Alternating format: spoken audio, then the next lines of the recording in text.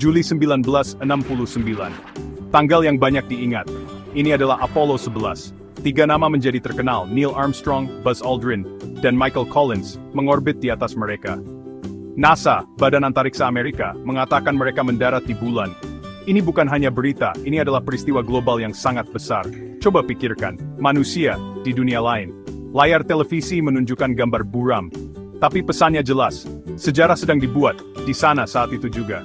Itu adalah momen yang menjanjikan masa depan baru bagi seluruh umat manusia. Satu langkah kecil bagi seorang manusia, satu lompatan raksasa bagi umat manusia.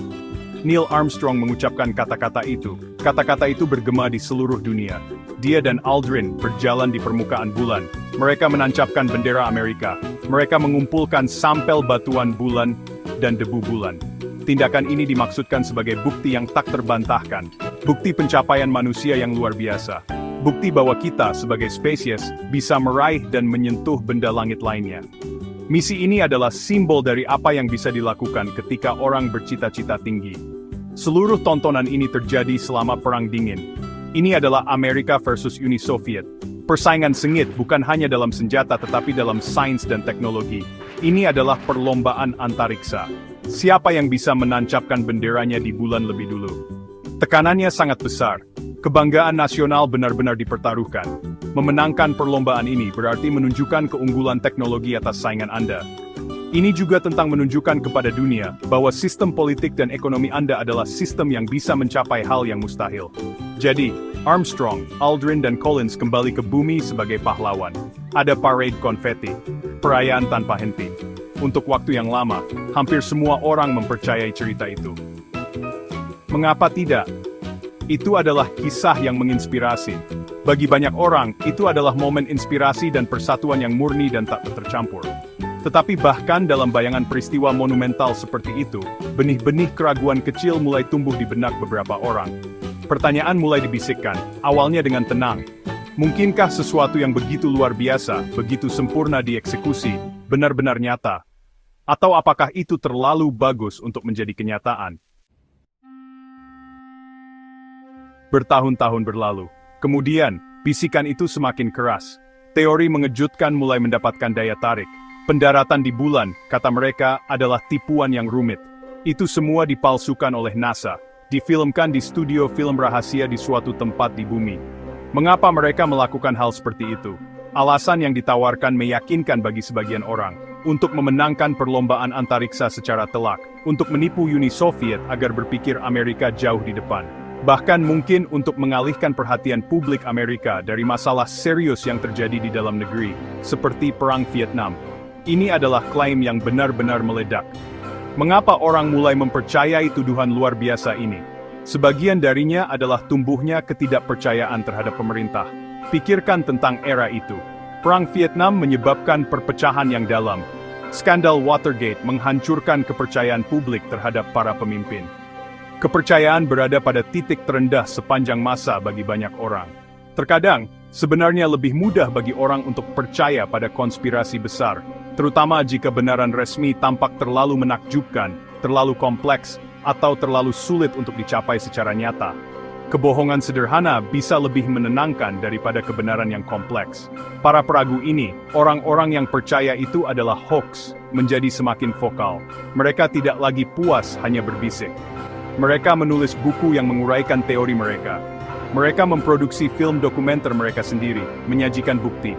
Mereka dengan cermat mengurai foto dan rekaman film NASA. Lihat di sini. Mereka akan berseru, menunjuk pada anomali yang seharusnya. Bagian ini sama sekali tidak masuk akal. Mereka menemukan audiens yang reseptif, orang-orang yang sudah skeptis, atau yang hanya tertarik dengan gagasan penutupan besar-besaran. Lalu, datanglah internet, dan semuanya berubah. Teori konspirasi ini meledak dalam popularitas. Tiba-tiba siapapun bisa menerbitkan penelitian mereka, atau membagikan bukti mereka. Forum online, situs berbagi video, platform media sosial. Teori hoax, bulan menyebar seperti api, mencapai jutaan orang di seluruh dunia. Anda tidak perlu menjadi ahli lagi. Anda hanya perlu pendapat yang kuat dan narasi yang menarik. Dan jujur saja, cerita dramatis tentang penipuan besar pemerintah akan selalu lebih menarik daripada fakta sejarah yang lugas bagi sebagian orang. Jadi, apa bukti yang disajikan oleh para penganut teori konspirasi ini? Mari kita lihat beberapa klaim umum. Bendera Amerika. Mereka menunjukkan bahwa bendera itu tampak berkibar atau bergelombang di foto dan video. Tapi tunggu, tidak ada udara, tidak ada angin di bulan. Jadi bagaimana bendera bisa berkibar? Ini adalah poin yang sangat besar bagi mereka. Ini terlihat seperti kesalahan yang jelas dan tak terbantahkan. Sebuah kesalahan. Mungkin itu hanya properti Hollywood, tertangkap angin di studio. Ini membuat banyak orang curiga. Selanjutnya bintang-bintang, atau lebih tepatnya, ketiadaan bintang. Jika Anda melihat hampir semua foto resmi NASA yang diambil di permukaan bulan, langitnya hitam. Benar-benar hitam. Tetapi bulan tidak memiliki atmosfer untuk menghalangi pandangan. Bintang-bintang seharusnya sangat terang dan banyak. Jauh lebih jelas daripada yang pernah kita lihat dari bumi. Jadi, di mana mereka? Apakah para pembuat film lupa melukis bintang di latar belakang studio? Atau terlalu rumit untuk membuatnya benar?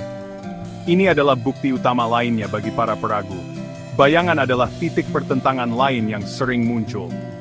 Di banyak foto bulan, bayangan yang dilemparkan oleh para astronot dan peralatan tidak tampak sejajar sempurna. Para penganut teori konspirasi berpendapat ini menunjukkan beberapa sumber cahaya. Seperti pengaturan pencahayaan kompleks yang digunakan di studio film. Matahari, kata mereka dengan benar, adalah satu sumber cahaya yang jauh. Oleh karena itu, semua bayangan harus sejajar. Bayangan yang tidak sejajar membuat orang berpikir ada yang salah dengan pemandangan itu. Anomali visual ini membingungkan banyak orang yang dengan cermat memeriksa foto-foto itu. Dan kemudian ada masalah kawah ledakan. Modul bulan adalah pesawat ruang angkasa. Ia menggunakan mesin roket yang kuat untuk turun dan mendarat di bulan. Bukankah mesin seperti itu seharusnya menciptakan lubang yang signifikan, sebuah kawah, tepat di bawah pendarat? Namun, ketika Anda melihat foto-foto itu, tanah di bawah modul bulan tampak relatif datar dan tidak terganggu. Hanya beberapa debu yang tersebar. Bagaimana ini mungkin dengan pendaratan roket? Kurangnya karya yang terlihat tidak sangat mencurigai yang percaya aja pendaratan itu dimelecehkan.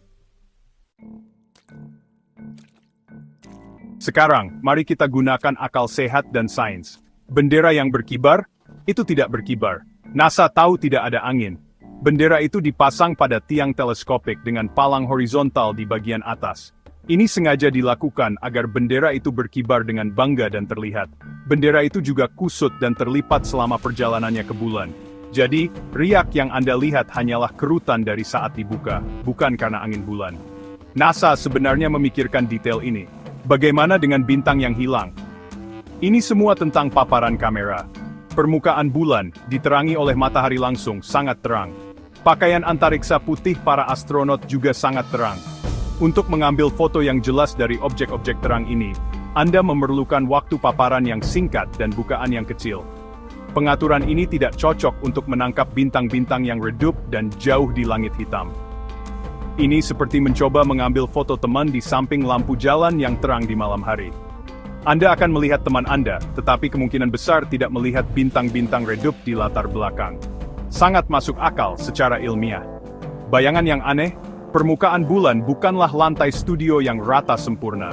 Permukaan itu ditutupi bukit, kawah kecil, lereng, dan undulasi. Perspektif di medan yang tidak rata ini dapat membuat bayangan sejajar tampak menyatu atau menyebar.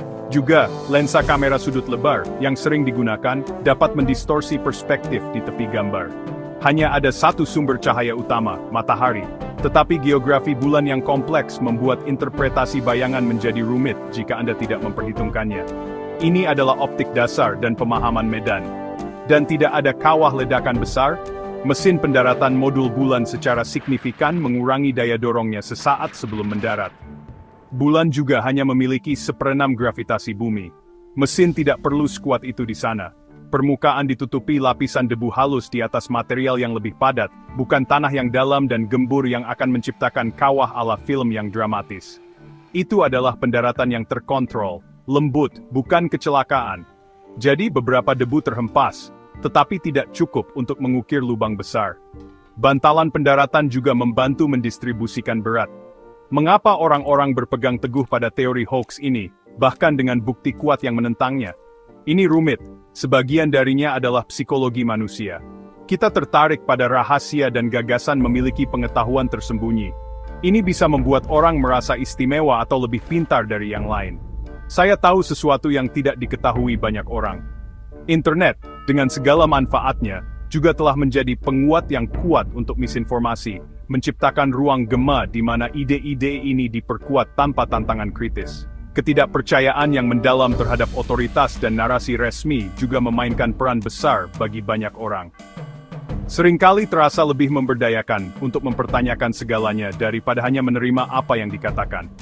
Tetapi pada akhirnya, kita harus belajar berpikir kritis. Kita perlu memeriksa fakta dengan cermat. Kita harus mencari informasi dari sumber yang dapat diandalkan dan dapat diverifikasi. Bukan hanya dari pendapat-pendapat bersemangat yang diposting secara online. Sains bergantung pada bukti, pada tinjauan sejawat, pada percobaan yang dapat diulang. Pendaratan di bulan adalah pencapaian manusia yang nyata dan monumental. Kita memiliki ratusan pon batuan bulan yang dipelajari oleh para ilmuwan di seluruh dunia dengan komposisi isotop unik yang tidak ditemukan di tempat lain di bumi. Observatorium independen, bahkan di negara-negara saingan pada saat itu, melacak misi Apollo. Retroreflektor yang ditinggalkan di bulan masih digunakan hingga saat ini oleh para ilmuwan untuk secara tepat mengukur jarak bumi bulan. Puluhan ribu orang bekerja pada program Apollo. Bisakah mereka semua menyimpan rahasia sebesar itu selama lebih dari 50 tahun? Ini sangat-sangat tidak mungkin. Jadi, undangannya sederhana, pelajari fakta-fakta. Jangan hanya percaya semua yang Anda dengar atau baca, berpikirlah sendiri, secara kritis.